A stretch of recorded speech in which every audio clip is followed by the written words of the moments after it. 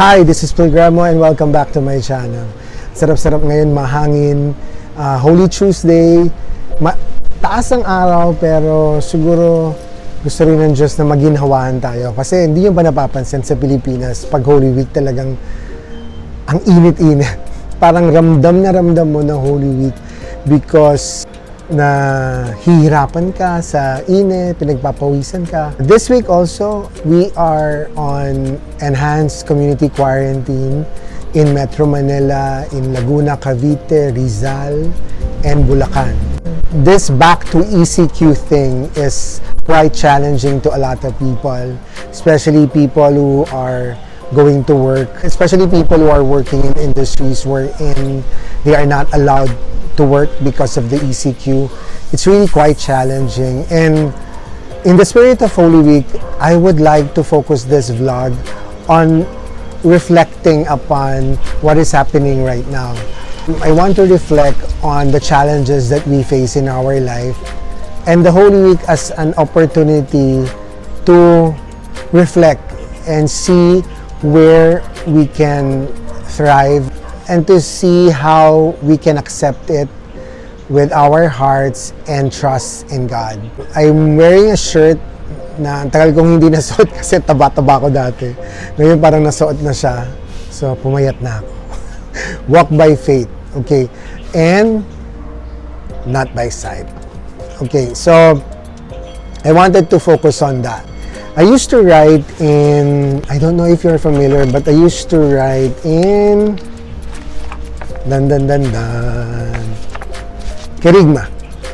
Kerigma magazine, if you're familiar.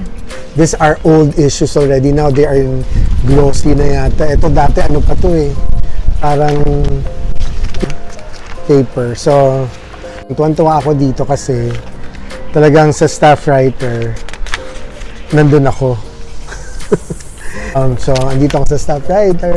Anyway, so natutuwa lang ako na that I got to work in a Catholic inspirational magazine and work with Boss Sanchez before. Hindi ko alam kung maalala niya pa ako, but it was a short-lived part-time gig to write for Kerigma. That's one of the things that I will always look back and be grateful for the opportunity to interview people and to write articles about them. And these people underwent a lot of challenges and trials, but came out triumphant. And they will always credit God for rising above those challenges. I had one reflection also in Gabay verse. This is the Filipino counterpart of Didake, also from the ones that published Kerigma and Didake, so sa Gabay. So I got my story about my business, which I shared already before, and how God made it all possible. Back to what is happening right now and back to the Holy Week that we are having. Natuwa ko sa isang nakita ko sa social media, yung ECQ raw, it's Encountering Christ Quietly. ECQ, or Encountering Christ This Quarantine. A lot of people try to look at the brighter side of things. Hindi talaga nawawala ng pag-asa ang mga tao. Especially in this time wherein we are commemorating the passion, death, and resurrection of our Christ. That they will always see what is positive from what is seemingly obviously negative. Back to ECQ was a sad thing for a lot of us because we felt it's been a year already. It seems that we're back to the same ECQ that startled us last year when the world stopped. Either you sulk or stay frustrated or dwell on the sad thing about the curfew at 6 p.m. Or you can use this opportunity to be quiet, to be calm, and to reflect. A lot of us who are working from home probably will have their break starting tomorrow. That includes me. So I'm so happy. Today is March 30, 5 p.m. Tuesday, and I'm enjoying the wind. And at the same time, anticipating that I will not deal with office concerns starting tomorrow till Easter Sunday. It is an opportunity for me to reflect on what is happening around me. Hindi ko sa totoo lang, hindi ko alam sa inyo, but there are anxieties definitely that I feel because of the pandemic. I'm in close contact with my mom most of the time.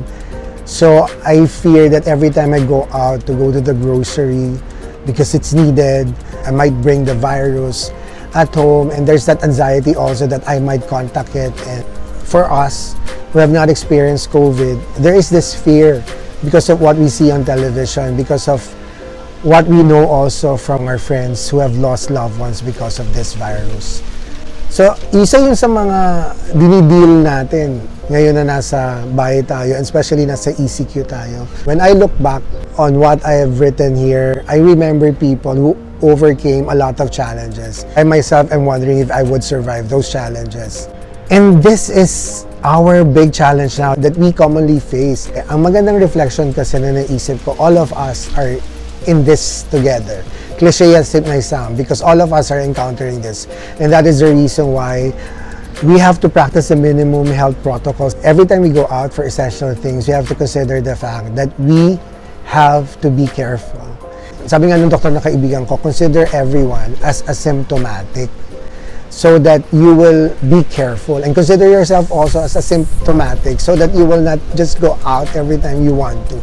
And that is one sacrifice that I think we can offer this Holy Week. This Holy Week, we try to recall the sacrifice that Jesus had done for us. I think yun yung isang sakripisyo na pwede nating magawa. During this time kasi nakasanayan na natin siguro yung mga pagpunta sa beach, yung mga pag-organize ng mga out-of-town trips, no? Sa family namin kasi hindi uso yun. Kasi meron kaming santo. May Santo Entierro yung family namin. At yung Santo Entierro, if you're not familiar, this is the one who is considered the dead Jesus. The Good Friday procession is a simulation of burying the dead Jesus and bringing him to his tomb. Of course, it will begin and end in the parish church, and then there will be a lot of santos who are accompanying Jesus. Of course, with the suffering mother of Christ. Yung family namin, as much as possible, hindi pwedeng mag-out of town kasi meron kaming santo na ipuprosesyon. At bata pa ako noon, hanggang pagtanda ko, kailangan nandun kami sa prosesyon. The Holy Week is another opportunity for us, for those people who are used to going out of town, to sacrifice that.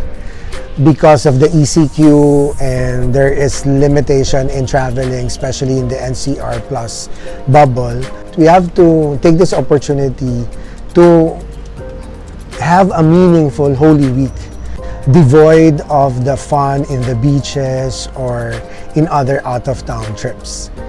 And since we are with our family, for those of you who are lucky to have your family with you in this ECQ, this can be an opportunity for meaningful celebrations also, especially of Easter Sunday.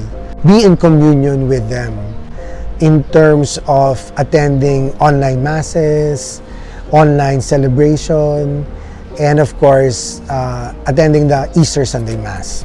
One thing I realized is that yung ECQ can also be an opportunity for us to really quiet down. Alam niyo ba, nung panahon ko, when there were only 5 stations, so ganun ako katanda. Wala pang cable. So pagdating ng Good Friday, talagang wala ka nang mapapanood. Wala siyang distraction. At ang usually radyo na maririnig mo ay yung 7 palabras or the 7 last words every Good Friday. Walang mall. Sarado. Ngayon kasi hindi na. Because of cable, a lot of channels are available. Because of the internet also, we can always choose YouTube to watch. Programo channel. Pero kahit skip nyo ako ng Good Friday, okay lang. You can actually quiet down and reflect, pray, and use that opportunity also to rest and have that time off from any distraction in life. Hindi rin masasayang yung ECQ kasi Holy Week siya. Iba rin kasi yung atmosphere ng Holy Week. I don't know if that is true in your case, but I have observed, especially during Holy Week, people are a lot more quiet, or streets are a lot more quiet, even before the ECQ. For a lot of people, Holy Week is also the time wherein they commune with God the most. And we get to realize how loving God is. Every time we feel that we have to sacrifice something, we can emulate what Christ did to sacrifice for something better, to sacrifice for a purpose. Ang Holy Week kasi talaga, para siyang synonymous sa sacrifice. Jesus sacrificed His life for us. then we are also encouraged to sacrifice. For us Catholics, bawal ang meat pag Friday, or dapat we should have fasting. Or some of my friends will sacrifice using social media during the Lenten season or during the Holy Week. Some of my friends will refrain from drinking their favorite soda or eating their favorite food. Some of my friends will refrain also from things that will make them happy because they feel that it is a good sacrifice. It's something that they can do, a simple thing, a simple act, so that they can be one with Christ. And for others, it may be more on doing things.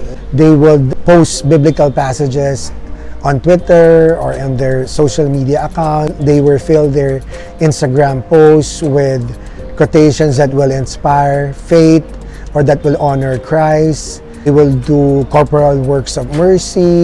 They will do kind things. May iba't iba tayong paraan para mapakita ang ating pananampalataya at galing sa pagnanasa nating makiisa kay Kristo.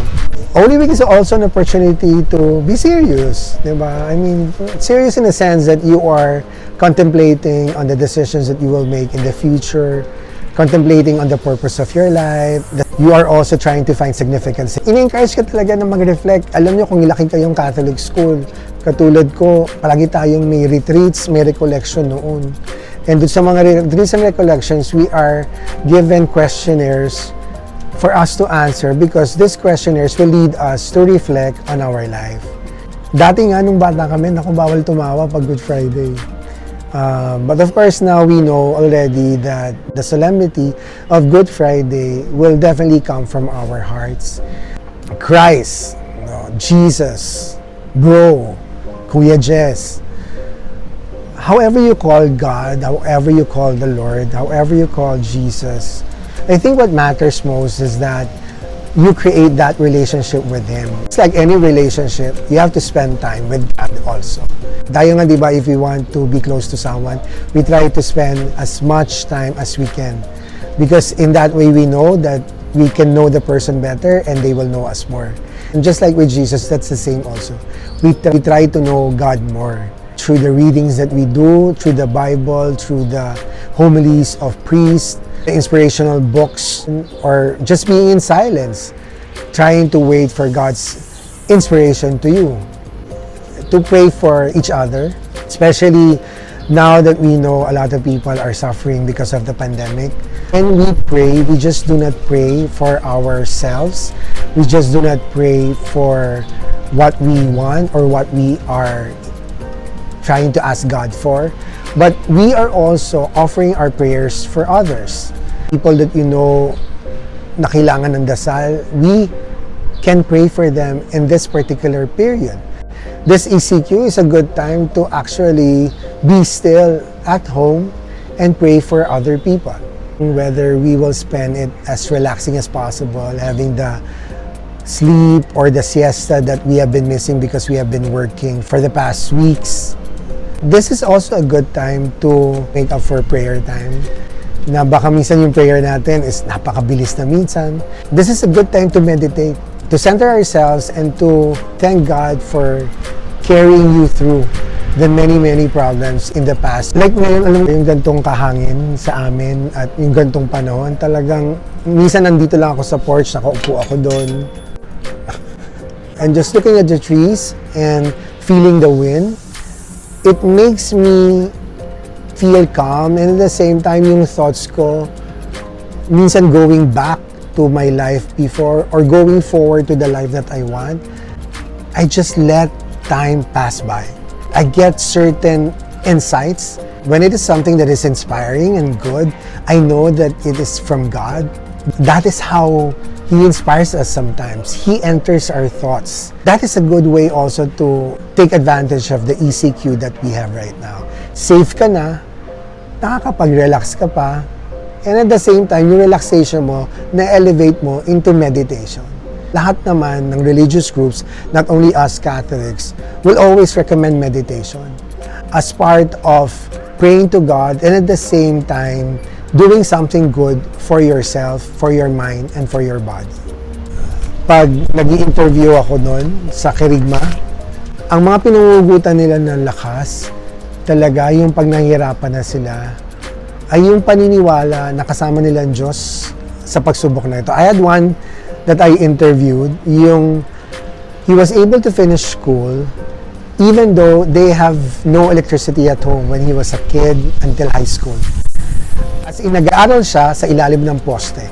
And the reason why he was able to persevere in that, because he knew that even at that time, when he was reading his lessons, when he was reading books, outside of their house, under a lamppost, that God was actually with him. Yung mga ganung pananampalataya, nalalaman mo talaga na they are walking by faith. That whatever problems you are encountering right now that are burdening you will always have the solution. We have to be reminded that God is bigger than the problems that we are having right now. The Holy Week, it doesn't end on Good Friday. It ends on Easter Sunday, which was a triumph against death. And if we will look at it, it's a triumph against the debts in our lives. Against yung debt mo siguro sa relationship, dahil nag-broken-hearted ka, o dahil may mga nag-betray sa'yo, or may na-betray ka. Debt sa financial matters, siguro kasi lubog ka sa utang ngayon, at hindi ka makabayad, at nawalan ka ng work. Yung debt na na-experience mo sa health, dahil natamaan ka ng COVID, or you have a certain illness now that you are carrying, those debts that you are experiencing right now, Jesus had shown us through Easter Sunday that those debts, those problems can be defeated. God loves us so much that He died for us. But it did not end there.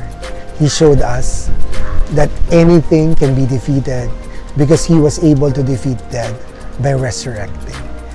For those who are experiencing a lot of troubles right now, if you are experiencing a lot of problems and you feel you cannot take it anymore, kindly look at the crucifix and see how Christ allowed Himself to suffer because He wanted to save us. How He accepted the will of God for Him, even though it is so painful, even though it meant death. And lo and behold, when He accepted the will of God, God rewarded Him with a resurrection.